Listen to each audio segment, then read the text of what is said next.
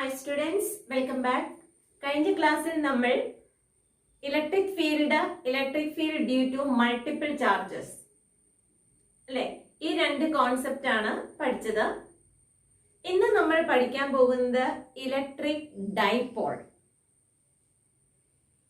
Electric dipole പറയുമ്പോൾ നമുക്ക് രണ്ട് ചാർജസ് ആണ് വേണ്ടത്. ഓക്കെ, എങ്ങനെയുള്ള ചാർജസ്? രണ്ട് ഈക്വൽ ആൻഡ് ഓപ്പോസിറ്റ് ചാർജസ് എന്ന് പറഞ്ഞാൽ ഒരു ചാർജ് പ്ലസ് ക്യൂ ആണെങ്കിൽ അടുത്ത ചാർജ് എങ്ങനെയായിരിക്കണം? മൈനസ് ക്യൂ ആയിരിക്കണം. അപ്പോൾ ഈക്വൽ ആൻഡ് ഓപ്പോസിറ്റ് ആയിട്ടുള്ള രണ്ട് ചാർജസ് ആണ് നമ്മുടെ കയ്യിലുള്ളത്. നമുക്ക് പറയാം plus Q and minus Q charges which are separated by a small distance. Small distance എന്ന് പറയുന്നത് നമ്മൾ ഇവിടെ എടുക്കുന്നത് 2l. Okay, two equal and opposite charges separated by a small distance 2l. Okay, is known as electric dipole. Okay, the strength of electric dipole. ഈ ഡൈപോളിന്റെ strength നമുക്ക് മനസ്സിലാക്കാൻ വേണ്ടിയിട്ട് ഒരു ക്വാണ്ടിറ്റി ഉണ്ട്. ആ ക്വാണ്ടിറ്റിക്ക് നമ്മൾ പറയുന്നത് ഡൈപോൾ മൊമെന്റ് എന്നാണ്. പി റെപ്രസെന്റ് ചെയ്യുന്നത് എന്താണ്? Dipole moment. Okay, dipole moment എന്ന് പറയുന്നത് equal to any one of the charge. Plus Q ആവാം, മൈനസ് ക്യൂ ആവാം. Any one of the charge എന്ന് പറയുമ്പോൾ നമ്മൾ മാഗ്നിറ്റ്യൂഡ് മാത്രമേ കൺസിഡർ ചെയ്യുന്നുള്ളൂ. Magnitude of any one of the charge into distance between the two charges. രണ്ട് ചാർജിനും ഇടയിലുള്ള distance, that is 2l. Okay, അപ്പൊ ഡൈപോൾ മൊമെന്റ് എങ്ങനെയാണ്? Dipole moment P is equal to Q into 2l. Okay, then what about its unit? ചാർജിന്റെ unit നമുക്കറിയാം, അത് coulomb ആണ്. Coulomb. 2l ഡിസ്റ്റൻസിന്റെ unit metre. അപ്പൊ നമുക്ക് എഴുതാം coulomb metre. Unit of dipole moment is coulomb metre. Okay, ഇനി ഇത് ഏത് ടൈപ്പ് ക്വാണ്ടിറ്റി ആണ്? സ്കെയിലാർ ആണോ വെക്ടർ ആണോ? ഓക്കെ, ഡൈപോൾ മൊമെന്റ് എന്ന് പറയുന്നത് it's a vector quantity. Okay, ആ വെക്ടർ ക്വാണ്ടിറ്റി എവിടെ നിന്ന് എങ്ങോട്ടാണ് ഡയറക്റ്റ് ചെയ്യുക? Negative to positive. നെഗറ്റീവ് ചാർജിൽ നിന്ന് പോസിറ്റീവ് ചാർജിലേക്കാണ് ഡൈപോൾ മൊമെന്റിന്റെ ഡയറക്ഷൻ. അപ്പോൾ ഡൈപോൾ മൊമെന്റ് ഒരു വെക്ടർ ക്വാണ്ടിറ്റി ആണ്. അതിന്റെ ഡയറക്ഷൻ എവിടെ നിന്ന് എങ്ങോട്ടാണ്? Negative charge to positive charge. Okay, അപ്പോൾ ഡൈപോൾ മൊമെന്റിന് മാഗ്നിറ്റ്യൂഡും ഡയറക്ഷനും ഉണ്ട്. ഓക്കെ, അപ്പൊ ഡൈപോളിന്റെ കോൺസെപ്റ്റ് എന്താണെന്ന് കിട്ടി. ഡൈപോൾ എന്താണ് എന്നെന്ന് നമ്മൾ മനസ്സിലാക്കി. ഇനി നമുക്ക് ഡൈപോളിനെ പറ്റി പഠിക്കാനുള്ളത് electric field along the axial line of the dipole and electric field along the equatorial line of the dipole. ഡൈപോളിന്റെ ആക്സിയൽ ലൈനിലെ ഇലക്ട്രിക് ഫീൽഡ് ഏതാണ്? അതിന്റെ വാല്യൂ എത്രയാണ്? ഇക്വറ്റോറിയൽ ലൈനിലെ ഇലക്ട്രിക് ഫീൽഡിന്റെ വാല്യൂ എത്രയാണ്? ഓക്കെ, അപ്പൊ അത് നമുക്കൊന്ന് നോക്കാം. അപ്പൊ നമുക്ക് ആദ്യം പഠിക്കേണ്ടത് electric field along the axial point of dipole. Okay, അപ്പൊ ഡൈപോൾ എടുക്കുക, ഡൈപോളിന്റെ ആക്സിയൽ പോയിന്റിലെ ഇലക്ട്രിക് ഫീൽഡ് കണ്ടുപിടിക്കുക. ഓക്കെ, അപ്പൊ നമ്മളൊരു ഡൈപോൾ വരയ്ക്കുകയാണ്.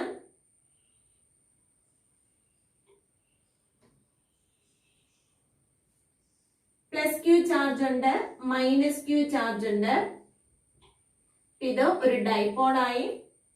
ഡൈപോളിന്റെ ലെങ്ത് എന്ന് പറയുന്നത് 2l അല്ലെ. Total length of the dipole is equal to 2l. Okay, ഇനി നമുക്ക് ഒരു ആക്സിയൽ ലൈൻ വരയ്ക്കാം.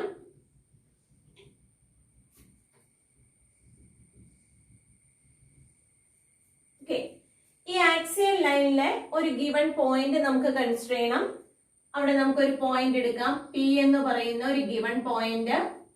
ആ പോയിന്റിലെ ഇലക്ട്രിക് ഫീൽഡിന്റെ ഇന്റൻസിറ്റി ആണ് നമുക്ക് കണ്ടുപിടിക്കേണ്ടത്. ഓക്കെ, അപ്പൊ ഈ പോയിന്റിലെ ഇലക്ട്രിക് ഫീൽഡ് ഇന്റൻസിറ്റി കണ്ടുപിടിക്കണമെങ്കിൽ നമുക്ക് എന്ത് ചെയ്യണം?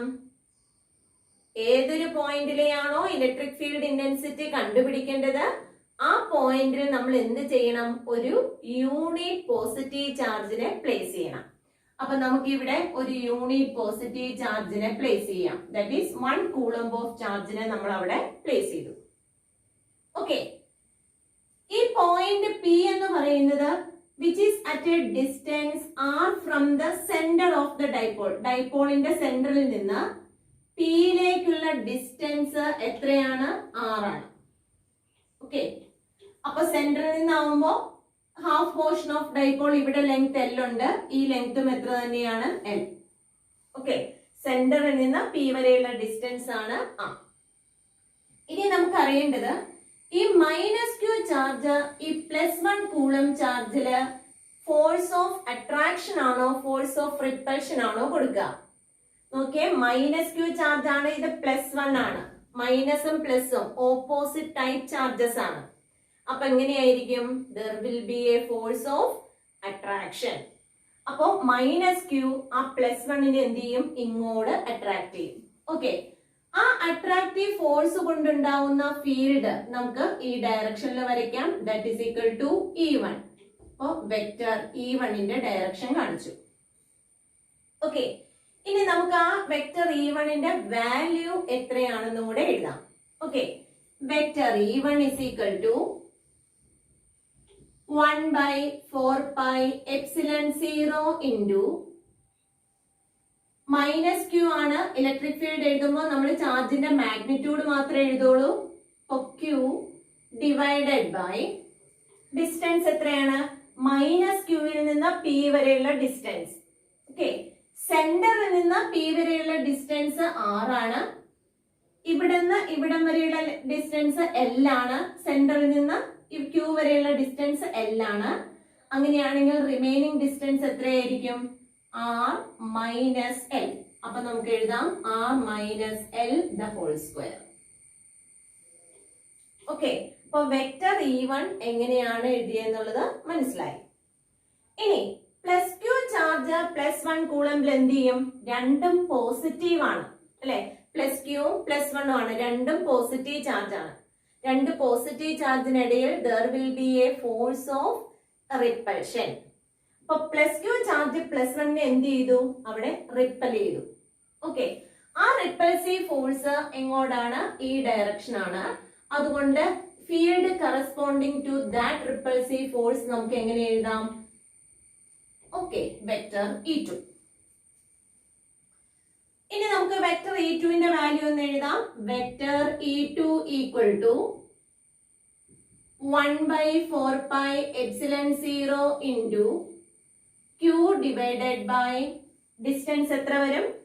ഈ +q ൽ നിന്ന് p വരെ, സെന്ററിൽ നിന്ന് p വരെ r ഡിസ്റ്റൻസ് ആണ്. അപ്പൊ സെന്ററിൽ നിന്ന് ഇങ്ങോട്ടുള്ള ലെങ്ത് l ആണ്. അപ്പൊ എത്ര വരും? r plus l. അപ്പൊ നമുക്ക് എഴുതാം r plus l the whole square. Okay, അപ്പൊ വെക്ടർ E1 കിട്ടി, വെക്ടർ E2 കിട്ടി. ഓക്കെ, ഇനി നമുക്ക് കണ്ടുപിടിക്കേണ്ടത് what about the resultant electric field at P. Resultant കിട്ടാനായിട്ട് നമുക്കറിയാം രണ്ട് വെക്ടർ ക്വാണ്ടിറ്റിയും ഓപ്പോസിറ്റ് ഡയറക്ഷനിലാണ് കിടക്കുന്നത്. അതുകൊണ്ട് എന്തായിരിക്കും? രണ്ട് വെക്ടേഴ്സും ഓപ്പോസിറ്റ് ഡയറക്ഷൻ ആണെങ്കിൽ ഒന്നിൽ നിന്ന് ഒന്ന് എന്ത് ചെയ്യാണ്? മൈനസ് ചെയ്യാണ് ചെയ്യുക അല്ലെ? 10 ന്യൂട്ടൺ ഫോഴ്സ് ഇങ്ങോട്ടും 5 ന്യൂട്ടൺ ഫോഴ്സ് അങ്ങോട്ടും ആണ് കിടക്കുന്നതെങ്കിൽ എന്ത് വരും? റിസൾട്ടന്റ് ഫോഴ്സ് എന്ന് പറയുന്നത് 10 മൈനസ് 5 ആണ് കിട്ടുക. ഓക്കെ, എന്ന് പറയുന്ന പോലെ ഇവിടെ നമുക്ക് റിസൾട്ടന്റ് ഫീൽഡ് കണ്ടുപിടിക്കണം. അപ്പൊ ആ റിസൾട്ടന്റ് ഫീൽഡ് കണ്ടുപിടിക്കണമെങ്കിൽ ഏതാണ് വലുതെന്ന് അറിയണം. അപ്പൊ നോക്കി, E1ഉം E2ഉം നോക്കിയാൽ ഇതിൽ നിന്ന് നമുക്ക് പറയാലോ ഏതാണ് വലുത്? ഇവിടെ r minus L the whole square ആണ്. ഇവിടെ നോക്കൂ, r plus L the whole square ആണ് അല്ലെ? r മൈനസ് എൽ എന്ന് പറഞ്ഞാൽ വാല്യൂ ചെറുതാണ്. ആ വാല്യൂ ചെറുതായതുകൊണ്ട്, ഡിനോമിനേറ്റർ ചെറുതായതുകൊണ്ട് റിസൾട്ട് എന്ത് ചെയ്യും? കൂടും. ഇവിടെ r പ്ലസ് എൽ ആണ്, ഡിനോമിനേറ്റർ കൂടുതലായതുകൊണ്ട് ഇവിടുത്തെ റിസൾട്ട് എന്തായിരിക്കും? കുറവായിരിക്കും. അപ്പൊ നമുക്ക് പറയാം which one is greater? E1 is greater than E2.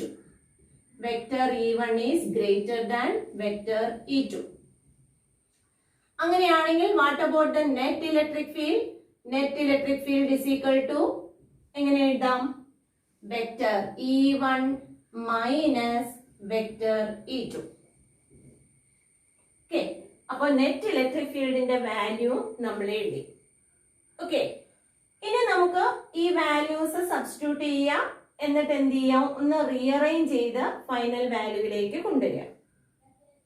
Okay, അപ്പൊ അതിന് മുന്നേ നമുക്ക് നോക്കേണ്ടത് resultant electric field vector E1 minus vector E2 ആണെങ്കിൽ ആ റിസൾട്ടന്റ് ഇലക്ട്രിക് ഫീൽഡിന്റെ ഡയറക്ഷൻ എങ്ങനെയായിരിക്കും? E1 ആണ് വലുത്, അപ്പൊ റിസൾട്ടന്റ് ഇലക്ട്രിക് ഫീൽഡിന്റെ ഡയറക്ഷൻ എങ്ങോട്ടായിരിക്കും? ഈ ഡയറക്ഷൻ E1ന്റെ ഡയറക്ഷനിലായിരിക്കും. അപ്പോ റിസൾട്ടന്റ് വെക്ടർ E നെറ്റ് എന്ന് പറയുന്നത് റിസൾട്ടന്റ് ഇലക്ട്രിക് ഫീൽഡിന്റെ ഡയറക്ഷൻ ആണ് എന്ന് പറഞ്ഞു കഴിഞ്ഞാൽ നമുക്കറിയാം ഡൈപോൾ മൊമെന്റിന്റെ ഡയറക്ഷൻ എങ്ങനെയാണ്? -q2 + q അല്ലെ? അപ്പൊ ഡൈപോൾ മൊമെന്റിന്റെ ഡയറക്ഷനും എങ്ങനെയാണ്? സെയിം ഡയറക്ഷൻ തന്നെയാണ്. അപ്പൊ റിസൾട്ടന്റ് ഇലക്ട്രിക് ഫീൽഡിന്റെ ഡയറക്ഷനും ഡൈപോൾ മൊമെന്റിന്റെ ഡയറക്ഷനും എങ്ങനെയായിരിക്കും? സെയിം ആണ്. ഇനി നമുക്ക് E1 മൈനസ് E2 ഈ വാല്യൂ ഒന്ന് സബ്സ്റ്റിറ്റ്യൂട്ട് ചെയ്ത് നോക്കാം. ഓക്കെ, അപ്പൊ നമ്മൾ റിസൾട്ടന്റ് ഇലക്ട്രിക് ഫീൽഡ് ഒന്നുകൂടെ എടുത്ത് എഴുതാണ്. Vector E net equal to vector E1 minus vector E2. That is equal to E1 ന്റെ വാല്യൂ നമുക്കൊന്ന് സബ്സ്റ്റിറ്റ്യൂട്ട് ചെയ്യാം. 1/4πε0 into Q divided by R minus L the whole square. Minus 1/4πε0 into E2 ന്റെ value കൊടുത്തേ Q divided by R plus L the whole square. Okay. ഇനി നമുക്ക് common factor പുറത്തേക്ക് എടുക്കാം. Common factor ഏതൊക്കെയാണെന്ന് പറഞ്ഞു നോക്കിയേ. Q കോമൺ ആണ്, ഡിവൈഡഡ് ബൈ എന്ത് വരും? 4πε0. അത്രയും കോമൺ ആയിട്ടുള്ളത് കൊണ്ട് അതിനെ പുറത്തേക്ക് എടുത്തു. ബാക്കി എന്താ വരിക? 1 divided by R minus L the whole square minus 1/R plus L the whole square. Okay, വീണ്ടും നമുക്ക് ഇതിനെ അല്ലെ ഒന്ന് ക്രോസ് ചെയ്ത് അറേഞ്ച് ചെയ്ത് നോക്കാം. Q divided by 4πε0 into R plus L the whole square അല്ലെ, അത് ഇങ്ങോട്ട് പോരും. അപ്പോ R plus L the whole square common denominator നമ്മൾ എടുക്കുകയാണ്. അപ്പൊ R plus L the whole square ഇങ്ങോട്ട് മൈനസ് ഈ R minus L the whole square ഇവിടെ വന്നു. R minus L the whole square divided by താഴെയാണെങ്കിൽ എന്ത് വരാം? R minus L the whole square into R plus L the whole square. Okay, ഇനി നമുക്ക് അറിയേണ്ടത് ഇവിടെ A plus B the whole squareന്റെ ഫോമാണ് കിടക്കുക. ഇവിടെ A minus B the whole സ്ക്വയറിന്റെ ഫോം ആണ്. അപ്പോ അത് കൊടുക്കാം. താഴെ എന്ത് വരും? R minus L the whole square ഉണ്ട്, R plus L the whole square ഉണ്ട്. ഇത് നോക്കിയേ, A minus B into A plus B എന്ന് പറയുന്ന ഫോമിലാണ് കിടക്കുക അല്ലെ? അപ്പോ A² മൈനസ് B² താഴെ കൊടുക്കാം. അപ്പൊ നമുക്ക് അതിനെ ഒന്ന് എക്സ്പാൻഡ് ചെയ്ത് കൊടുത്തു നോക്കാം. Equal to Q divided by 4πε0 into A plus B the whole square എന്ന് പറയുന്ന പോലെ R plus L the whole square എങ്ങനെ ചെയ്യാം? R² plus 2RL plus L² minus R minus L the whole square അല്ലെ, negative sign ആയതുകൊണ്ട് bracket ഇട്ട് എഴുതാം. R minus L the whole square എന്ന് പറയുമ്പോൾ R² minus 2RL plus L² divided by A minus B into A plus B. അപ്പോ A² minus B². അപ്പൊ R² minus L². രണ്ടിലും square ഉള്ളത് കൊണ്ട് നമ്മൾ വീണ്ടും എന്ത് ചെയ്യും? ഇതിനും സ്ക്വയർ കൊടുത്തു. അപ്പോ R² minus L² the whole square എന്ന് കിട്ടി. ഓക്കെ, ഇവിടെ ആർ സ്ക്വയർ ഉണ്ട്, മൈനസ് ആർ സ്ക്വയർ ഉണ്ട്, അത് രണ്ടും ക്യാൻസൽ ആയി പോയി. ഇനി പ്ലസ് എൽ സ്ക്വയർ ഉണ്ട്, മൈനസ് പ്ലസ് എൽ സ്ക്വയർ ആയിട്ടാണ് കിടക്കുക, അത് രണ്ടും ക്യാൻസൽ ആയി പോയി. ബാക്കി നമുക്ക് എങ്ങനെ എഴുതാം? q divided by 4 pi epsilon 0 into 2RL minus of minus 2RL, that is equal to 2RL plus 2RL, എത്ര വരും? 4RL divided by R square minus L square the whole square.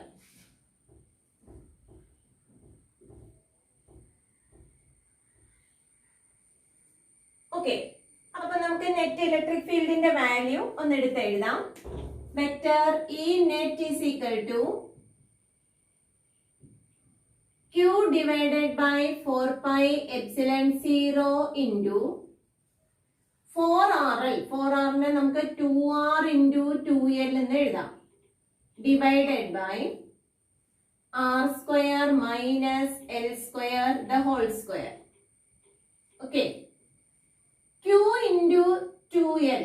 Q into 2L എന്ന് പറഞ്ഞു കഴിഞ്ഞാൽ ഇപ്പൊ നമ്മൾ പഠിച്ചതാണ് one of the charge into distance between them. എന്തായിരുന്നു? Dipole moment. അപ്പൊ നമുക്ക് ഡൈപോൾ മൊമെന്റ് എന്ന് എഴുതാം. P into 2R divided by 4 pi epsilon 0 R square minus L square, R square minus L square the whole square. Okay. ഇതാണ് net electric ഫീൽഡിന്റെ equation. ഇനി നമുക്കൊരു condition ഇവിടെ അപ്ലൈ ചെയ്യണം. If R is very very greater than that of L, R എന്ന് പറയുന്ന ഈ value എല്ലിനേക്കാളും വളരെ വലുതാണെങ്കിൽ നമുക്ക് എന്ത് ചെയ്യും? എൽ എന്ന് പറയുന്ന വാല്യൂ നമ്മൾ എന്ത് ചെയ്യാണ്? നെഗ്ലക്ട് ചെയ്യും. ഓക്കെ, ആർ എന്ന് പറയുന്ന വാല്യൂ എല്ലിനേക്കാളും വളരെ ഗ്രേറ്റർ ആണെങ്കിൽ എൽ നെഗ്ലക്ട് ചെയ്തു. അപ്പൊ നമ്മുടെ ഇക്വേഷൻ എന്തായി? P into 2R divided by 4 pi epsilon 0 into R raised to 4. R square the whole square, that is R raised to 4. R ഇവിടെ ഒരു ആറിലേക്ക് കട്ട് ചെയ്യാം. അപ്പൊ ബാക്കി എന്ത് വന്നു? R cube. അപ്പൊ നമുക്ക് നെറ്റ് ഇലക്ട്രിക് ഫീൽഡ് എന്തായിട്ട് എഴുതാം? 1 by 4 pi epsilon 0 into 2p, അല്ലെ? 2p divided by R cube. Okay, അപ്പോ നെറ്റ് ഇലക്ട്രിക് ഫീൽഡിന്റെ ഇക്വേഷൻ ആയി. ഇനി നമുക്ക് ഈ ഇലക്ട്രിക് ഫീൽഡിന്റെ വെക്റ്റർ ഫോം ഒന്ന് എഴുതിയാൽ മതി. അപ്പൊ നമുക്ക് എഴുതാം vector E net is equal to 1 by 4 pi epsilon 0 into 2 into vector P divided by R cube. Okay.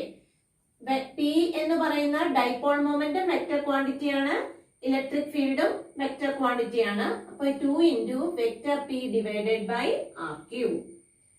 നമ്മുടെ ഫൈനൽ വാല്യൂ ആയി. ഓക്കെ,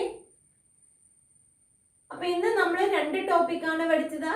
ഇലക്ട്രിക് ഡൈപോൾ എന്താന്ന് പഠിച്ചു, ഡൈപോൾ കൊണ്ട് ആക്സിയൽ പോയിന്റിൽ ഉണ്ടാവുന്ന ഇലക്ട്രിക് ഫീൽഡിന്റെ ഇന്റൻസിറ്റി പഠിച്ചു. ഓക്കെ, രണ്ട് പോയിന്റും നിങ്ങൾക്ക് ക്ലിയർ ആയി എന്ന് വിചാരിക്കുന്നു. If you like this video, please subscribe and enable the bell button. Thank you.